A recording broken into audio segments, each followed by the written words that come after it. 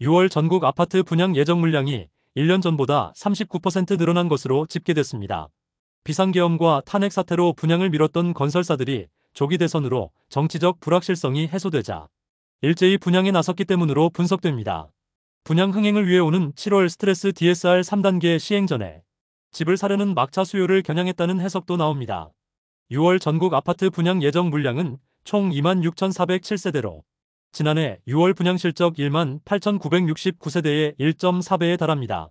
수도권은 13,865세대 중 대부분인 1295가구가 경기도에서 공급될 예정입니다. 특히 경기 김포시에서는 해링턴 플레이스 풍무와 고촌읍 오퍼스 한강스 위첸 등 6월 중 약 3,000세대가 신규 분양을 앞두고 있습니다. 서울에서는 송파구 잠실 미성아파트를 재건축한 잠실 르엘 한 곳만 분양을 진행할 예정입니다. 인천 지역 신규 분양은 1,705세대로 계획됐습니다.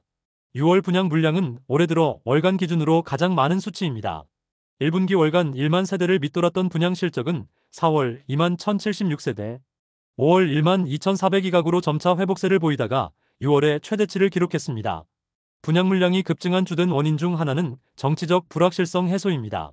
지난해 말 비상계엄과 탄핵 이후 서울 일부 지역을 제외하고 주택 매수세가 잠잠했으며 정치적 상황이 안정될 때까지 주택 매수를 미루고 관망하려는 심리가 컸습니다. 특히 미분양 우려가 큰 지역에서는 분양을 미루는 움직임이 두드러졌습니다.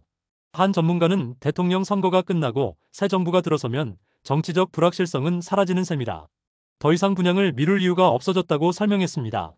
또 다른 주요 요인은 3단계 스트레스 DSR 시행이 임박했다는 점입니다. 스트레스 DSR은 미래 금리 변동 위험을 반영해 대출 한도를 정할 때 실제 금리에 가상금리를 부과하여 산출하는 제도입니다. 스트레스 금리가 올라갈수록 대출 한도는 자연히 줄어들게 됩니다. 다만 스트레스 금리는 입주자 모집 공고일 기준으로 적용되기 때문에 6월 분양단지의 수분양자들은 중도금이나 잔금 대출을 받을 때 대출 한도가 줄어들지 않습니다. 3단계 스트레스 DSR 시행을 앞두고 미리 대출을 받아두려는 막차 수요가 몰리면서 지난달 금융권 전체 가계대출은 6조 원 넘게 증가할 것으로 예상됩니다. 지난해 10월 이후 7개월 만에 가장 큰 증가폭이며 올해 2월과 3월, 4월에 이어 넉 달 연속 증가세입니다. 7월 1일부터는 은행권과 이금융권의 주택담보대출과 신용대출, 기타 대출에 가상금리 1.5%포인트가 적용됩니다. 기존 1.2%포인트에서 상향 조정되는 것으로 대출 한도가 더욱 줄어들게 됩니다.